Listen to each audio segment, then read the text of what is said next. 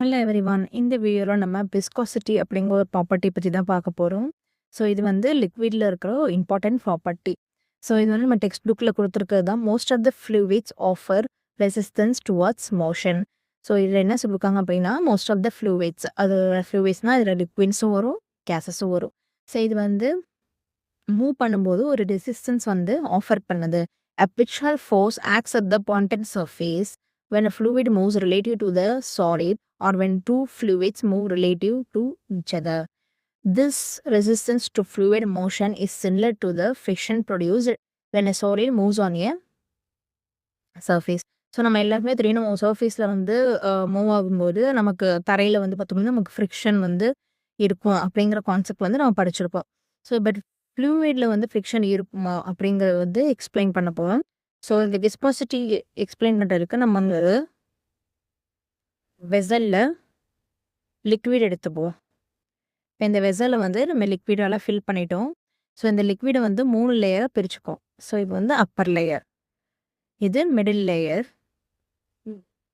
இது bottom layer.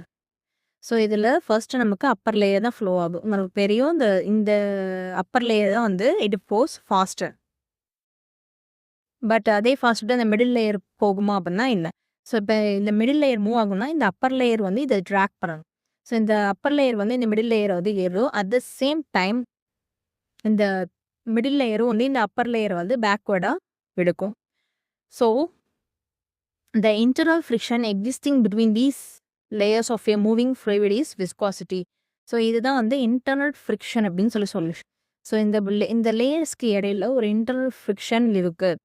So இந்த மாதிரி ஃப்ளூயிட் வந்து ஃப்ளூயிட் ஸ்டார்ட்ஸ் மூவிங், இதுக்கு இந்த லேயர்ஸ்க்கு இடையில ஒரு இன்டர்னல் ஃப்ரிக்ஷன் இருக்கிற அந்த ப்ராப்பர்ட்டி தான் வந்து நம்ம விஸ்காசிட்டின்னு சொல்லுவோம். So viscosity is depend as a property of fluid to oppose the relative motion bill is layer.